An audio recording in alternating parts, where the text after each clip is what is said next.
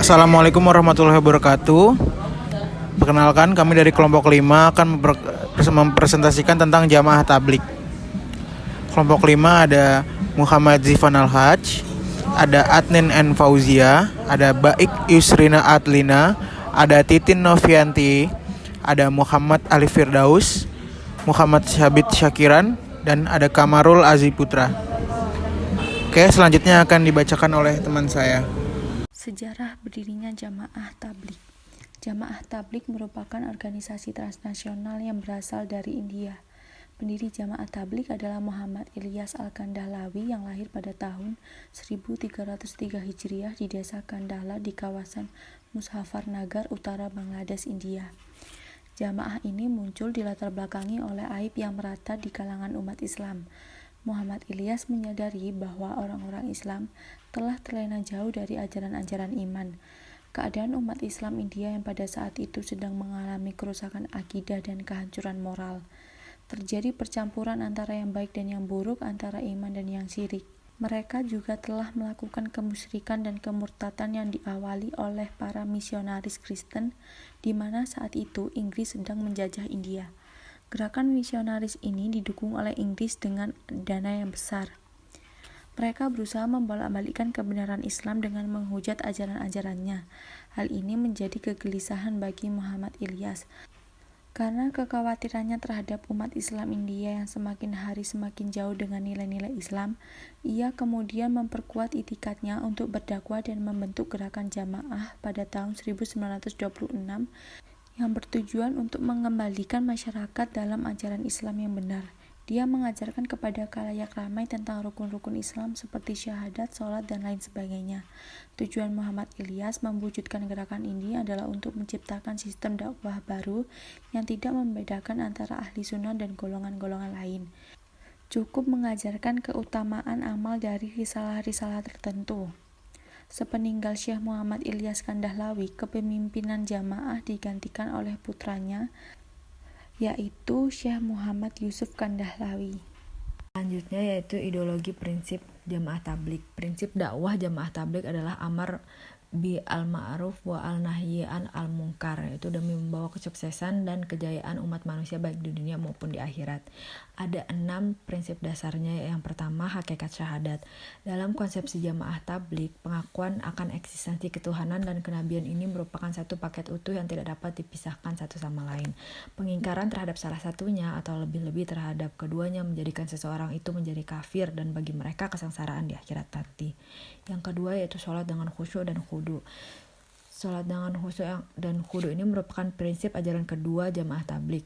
Sholat khusyuk adalah hubungan langsung antara seorang hamba dengan Khalik yang dilakukan dengan penuh konsentrasi pikiran, hati, dan perasaan serta seluruh anggota badan terpusat kepada Allah Subhanahu wa Ta'ala. Sedangkan sholat khudu adalah sholat yang dilakukan dengan kerendahan hati dan diri sebagai tanda kepatuhan terhadap kebesaran Allah Subhanahu wa Ta'ala. Dilakukan dengan tenang dan tidak melakukan gerakan lain selain yang diperintahkan dalam rukun dan tertibnya, yaitu pada awal waktu di tempat azan dikumandangkan secara berjamaah. Yang ketiga yaitu ilmu dan zikir. Keterkaitan antara ilmu dan zikir menurut pandangan jamaah tabligh adalah ibarat jalan dengan cahaya. Ilmu sebagai jalan, zikir sebagai cahaya. Jika seseorang berjalan di dalam kegelapan tanpa cahaya, maka ia akan tersesat. Zikir tanpa ilmu juga akan tersesat. Yang keempat, memuliakan orang Islam. Memuliakan orang Islam dalam pandangan jamaah tabligh adalah mengangkat harga dirinya, memberi rasa aman bagi setiap muslim dan menjauhkan dari gangguan, serta membantu sesuai dengan kemampuan. Sikap menghormati terhadap sesama muslim ditunjukkan dengan baik oleh gerakan jamaah tabligh ini. Mereka tidak mempermasalahkan perbedaan mazhab fikih dan yang dianut serta diyakini oleh orang lain di luar jamaah tabligh. Yang menjadi ciri khas sikap mereka dalam berdakwah yaitu mereka murni menjalankan misi dakwah amar ma'ruf nahi munkar. Mereka tidak mau terlibat bahkan anti terhadap dunia politik. Yang kelima yaitu meluruskan niat. Landasan teologis yang sering dijadikan dalil jamaah tabligh tentang hal ini adalah Quran surat Al-Bayyinah ayat 5, yang artinya padahal mereka tidak disuruh kecuali untuk menyembah Allah dengan ikhlas dalam menjalankan agama. Makna ikhlas dalam perspektif jamaah tabligh adalah kelurusan, memperbaiki dan membersihkan niat dari awal, pada saat dan setelah melakukan sesuatu perbuatan. Yang keenam yaitu dakwah dan tablik. Aktivitas dakwah yang dilakukan jamaah tablik adalah dengan cara berkeliling dari satu tempat ke tempat lain. Jamaah tablik meyakini sebuah prinsip dasar dalam berdakwah, yaitu harus keluar dari kampung halamannya menuju daerah-daerah lain. Mereka menganggap bahwa orang yang belum melakukan khuruj dakwah belum sempurna. Karena itu dalam gerakan jamaah tablik ada istilah khuruj selama 3 hari, 10 hari, dan 40 hari bahkan sampai berbulan-bulan. Karakter jamaah tablik. Karakter jamaah tablik adalah religius toleran, yakni sikap patuh dan taat menjalankan ajaran agama Islam yang toleran, serta hidup rukun dengan penganut agama lain. Fakta di lapangan, karakter religius toleran ini yang diperhatikan oleh jamaah tablik sangatlah nyata. Mereka telah menunjukkan dalam sikap keseharian mereka, yaitu melaksanakan apa yang dicontohkan oleh Rasulullah SAW dan sunnah-sunnahnya. Dalam kajian-kajian keagamaan mereka, ritual menjadi sesuatu yang sangatlah penting. Bahkan itu menjadi tingkah laku yang khusus untuk budaya khusus, dan itu adalah karakter mereka. Dan bagi mereka, ritual adalah dianggap penting sebagai pembentukan kepribadian seseorang dari jamaah tablik itu sendiri. Sesuai dengan karakter di atas, jika dikaitkan dengan jamaah tablik, maka jamaah tablik telah menunjukkan karakter religius toleran mereka, sebagaimana kenyataan di lapangan, bahwa jamaah tablik memiliki ketaatan yang kuat dalam beribadah, terutama dalam ibadah sholat dan lain sebagainya. Karakter religius toleran yang ditunjukkan oleh jamaah tablik senada dengan definisi karakter yang mengatakan bahwa karakter adalah sebuah sistem keyakinan dan kebiasaan yang mengarahkan kepada tindakan seseorang. Ketenangan dan kebahagiaan yang dimiliki oleh jamaah tablik merupakan rasa yang ditimbulkan dari karakter religius toleran tersebut yang ada dalam diri mereka. Sebagaimana contoh kasus di lapangan, yakni mereka yang sebelumnya menjadi perampok, pencuri, ketika mereka telah bertemu dengan jamaah tablik, mereka berubah menjadi seseorang yang mendekat kepada Allah Subhanahu wa taala dan menjalankan sunnah-sunnah Rasulullah SAW. Bahkan dari mereka juga ada yang berprofesi sebagai TNI, Polri, pengusaha. Mereka tetap untuk memakai atribut mereka seperti sorban, peci putih, ataupun gamis. Jamaah tablik juga mereka sangat toleran sekali, terutama kepada umat muslim, dan mereka juga sangat menghormati kepada non-muslim. Mereka bisa disimulasikan bahwa karakter itu adalah watak dalam diri seseorang yang ditunjukkan dalam bentuk perkataan, perbuatan, dan tingkah laku. Dengan demikian, maka karakter religius toleran jamaah tablik dapat pula diartikan dengan watak keberagamaan jamaah tablik yang toleran. Berpusat di perkampungan Nizamuddin di New Delhi, setelah Syekh Maulana Muhammad Ilyas wafat, jamaah tablik kemudian diteruskan atau dipimpin oleh Maulana Muhammad Yusuf. Nah, pada era ini jamaah tablik kemudian berkembang cukup pesat, yaitu memperluas jaringannya ke Bangladesh, kemudian ke Pakistan, ke Asia, ke Afrika, Eropa, serta ke Amerika Serikat. Dengan adanya jaringan internasional ini, seringkali atau rutinnya setiap tahun para kelompok jamaah tablik ini melakukan ijtima internasional atau pertemuan internasional yang dihadiri oleh ribuan jamaah tablik dari seluruh dunia.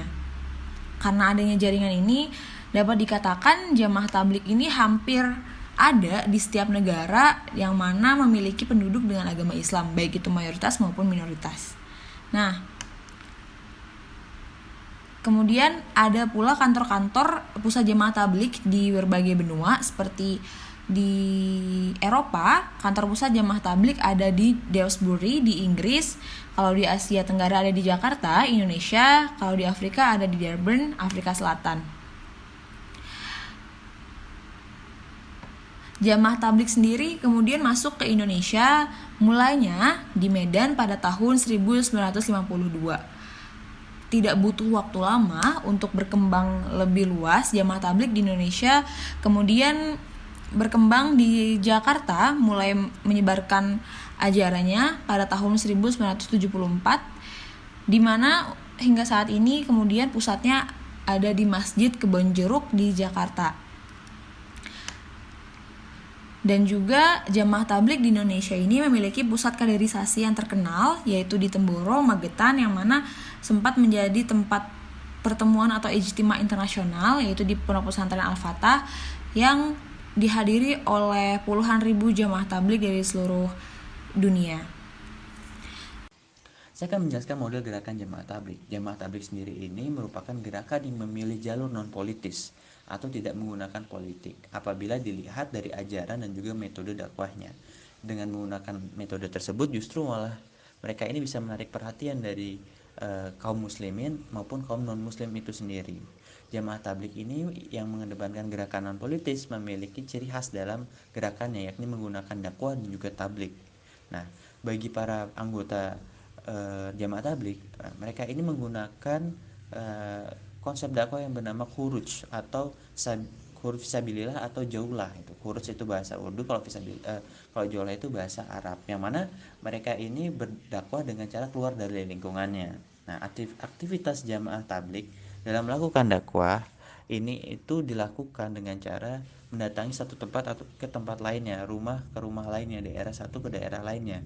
Konsep ini telah digunakan oleh Rasulullah SAW dan kemudian diterapkan oleh jamaah tablik, yang mana pada zaman dulu Rasulullah ini mendatangi kabilah-kabilah para peziarah yang datang ke Mekah. Nah, khurus ataupun kegiatan dakwah yang dilakukan oleh jamaah tablik ini dilakukan dalam waktu 3 hari, 10 hari, 40 hari, bahkan berbulan-bulan. Nah, kemudian konsep ini meluas, tidak hanya satu daerah ke daerah lain, kemudian berkembang dari satu negara ke negara lain, yang mana pada akhirnya jamaah tablik ini memiliki julukan lain, yakni sebagai kelompok traveling missionaries, yang pada umumnya dilakukan oleh laki-laki. Untuk di Indonesia sendiri, para anggota jamaah tablik yang datang ke Indonesia ini nantinya akan dijamin oleh lembaga penjamin itu, karena mereka orang asing ya.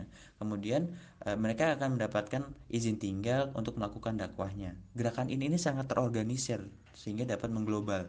Untuk di pusat dakwahnya saja di India, mereka itu menggunakan, salah satu ciri khasnya itu menggunakan masjid sebagai pusat pengorganisasian.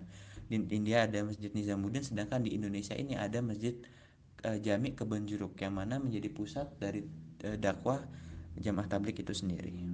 Terima kasih. Ya, sekian dari presentasi kami kelompok 5. Bila ada kurang lebihnya kami mohon maaf. Billahi taufiq wal hidayah. Wassalamualaikum warahmatullahi wabarakatuh. Terima kasih.